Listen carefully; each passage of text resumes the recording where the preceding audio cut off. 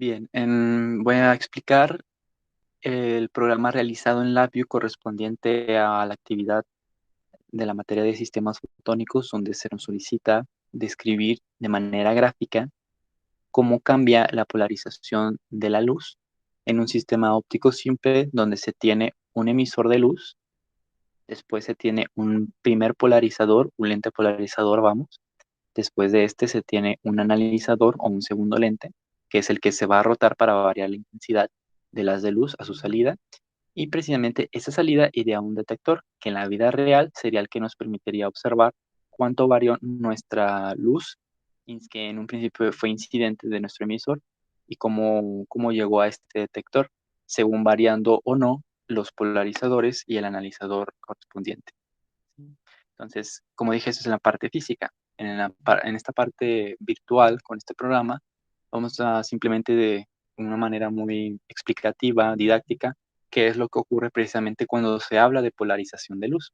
Entonces, dentro de la bibliografía se tiene que las polarizaciones más comunes, más importantes y más estudiadas son seis, que son estas de aquí, son las polarizaciones lineales, que son la vertical, la horizontal, la diagonal a -45 y a +45 con respecto al eje de las X, y las polarizaciones circulares tanto a la derecha como hacia la izquierda. Estas seis son representadas mediante vectores, el famoso vector de Jones dentro de la teoría del cálculo de Jones, donde simplemente con estos vectores es mucho más fácil identificar qué tipo de polarización está ocurriendo en nuestro sistema, o una manera más matemática de escribir cuál es la polarización que lleva este haz de luz. Entonces, el primer ejemplo, vamos a ver qué es lo que ocurre con una polarización lineal en vertical, donde nuestros dos lentes suponen que están al mismo ángulo, es decir, ángulo cero, ninguno de los dos tiene una rotación aparente, están fijos, y al momento de correr nuestra simulación, vemos precisamente el efecto que se espera, una polarización vertical de arriba hacia abajo, donde nuestro haz, de la onda de luz, vamos, se está propagando de manera vertical hacia arriba hacia abajo como una onda. Esto es de una manera vista en 2D, puesto que estamos viendo solamente el plano XY. Si viéramos el plano en 3D, veríamos precisamente ya nuestra onda, cómo se está empezando a propagar en el eje de las Z, hacia esa dirección vamos, pero en el eje de X y Y veríamos esta onda vista como desde arriba y veríamos precisamente una línea vertical que se está moviendo en nuestro plano cartesiano que conocemos todos, cómo se mueve hacia arriba abajo trazando una línea vertical, ¿sí?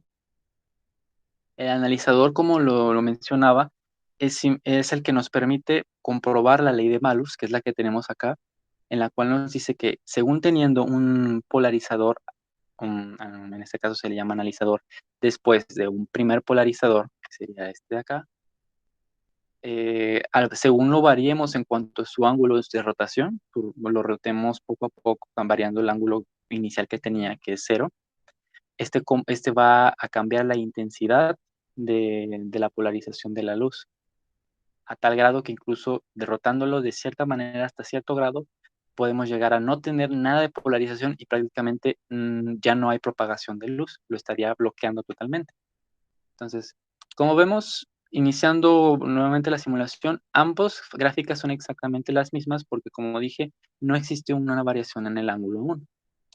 Pero, por ejemplo, si yo empiezo a rotar y vuelvo a correr, vemos que entre más se acerque el ángulo de 90 grados, nuestra variación va a ser prácticamente mínima. Esto debido a que si tomamos en cuenta que el ángulo es θ y lo colocamos en nuestras ecuaciones, en la ecuación de la ley de Malus, vemos que va a variar constantemente en cuanto estemos girando nuestro analizador. En cuanto estemos variando esta perilla de ángulos, va a estar cambiando la intensidad que va a propagarse la onda. Recordando que simplemente si nos acercamos más a 90, coseno de 90 grados, eso es igual a cero. Entonces prácticamente ya no está oscilando para nada la onda de luz. Prácticamente ya no existe. Se dice entonces que no existe una polarización o que la intensidad de luz es mínima. Prácticamente en la vida real no veríamos nada. Si viéramos a través de estos dos polarizadores, veríamos todo oscuro, porque la luz ya no está pasando por nuestro analizador, y nuestro detector de luz a la salida prácticamente, valga la redundancia, no detectaría nada. Para ver los siguientes ejemplos de polarización, vemos que tenemos que ahora cambiar la amplitud del valor del campo eléctrico en X y poner el vector del campo eléctrico en Y nulo, ya que, como vimos, el primero, la vertical, se basa en el eje de la Y, es decir, el componente Y del campo eléctrico, que sí existe, pero el del eje X era nulo porque no existía ninguna propagación en el eje de las X. Caso contrario, ahora en nuestra polarización lineal horizontal, ahora sí tenemos un valor de amplitud en el campo eléctrico correspondiente al eje de las X, pero no vamos a tener nada en el vector Y del campo eléctrico, porque solamente se va a propagar con respecto al eje de las X. Y es lo que vemos al momento de correr la simulación, que vemos que ahora nuestra onda se está propagando vista desde nuestro plano cartesiano de X y Y de una manera horizontal, de derecha a izquierda. De ahí el nombre, precisamente. Y bueno, saliendo del analizador prácticamente no tenemos nada porque se sigue cumpliendo la ley de Malus, donde acercándose a un ángulo específico, nuestra intensidad va a ser nula, va a ser cero y no tendríamos nada, ningún tipo de propagación de luz. Pero simplemente para que pueda ser mejor visualizado, vemos precisamente que también se está propagando en el eje de las X de manera horizontal, pero con una intensidad menor. Por eso esta línea se ve más pequeña que esta, porque estamos variando el ángulo de tal manera que la intensidad está bajando cada vez más. Y el vector de Jones automáticamente cambia debido a la programación en la PUE. Como vemos, aquí era 1, 0, que es el vector correspondiente al lineal horizontal, pero si corremos el lineal vertical, su vector de Jones correspondiente cambia de 0 a 1, claro, como nos dice la teoría. Rápidamente vemos ahora las polarizaciones lineales diagonales, donde ahora sí se tiene un valor de amplitud obligatoriamente para que se cumpla este tipo de propagación, que existe una amplitud tanto en X como en Y. ¿Sí? Aquí vemos que no está totalmente a 45 grados porque las amplitudes, aunque existen, no son iguales. La de la X es mayor, un poco mayor que la de la Y. Entonces, para que veamos realmente una polarización diagonal a 45 grados exactos, tendríamos que tener amplitudes tanto del campo eléctrico en X como en Y iguales. Entonces, si volvemos a correr, vemos que ya efectivamente está cumpliendo de manera exacta un ángulo de menos 45 grados con respecto al eje de las X. Cambia nuestro vector de Jones, como nos dice la teoría, y de igual manera, aquí, si vuelvo a mover un poco el analizador, lo vuelvo a rotar, que se acerque cada vez a 90 grados para que la intensidad sea menor, vemos cómo se cumple, la intensidad es menor. Y simplemente para que lo puedan visualizar de manera en 3D, vemos cómo nuestra onda se está propagando de manera diagonal a 45 grados con respecto a nuestro plano de X y Y.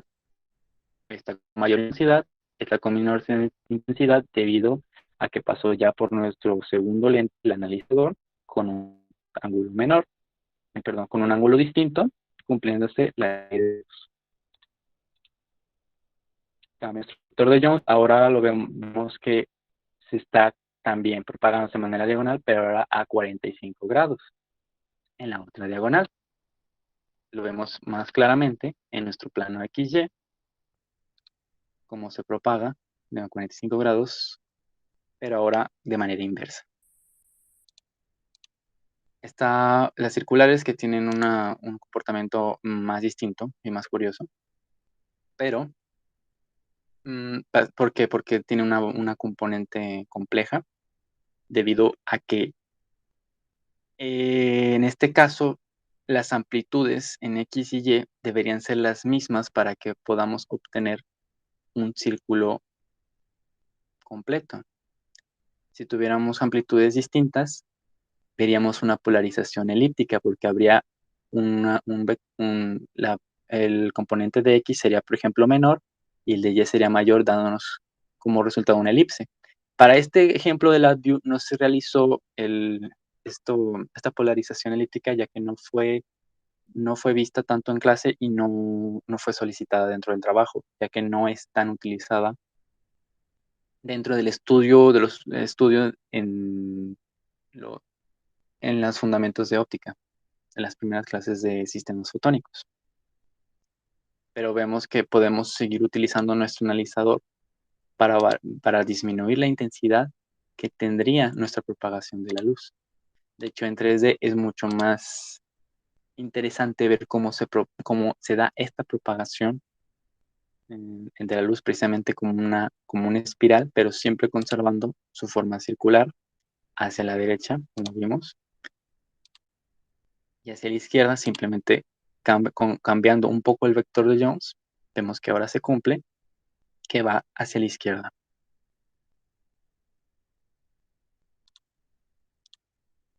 Y eso sería básicamente todo.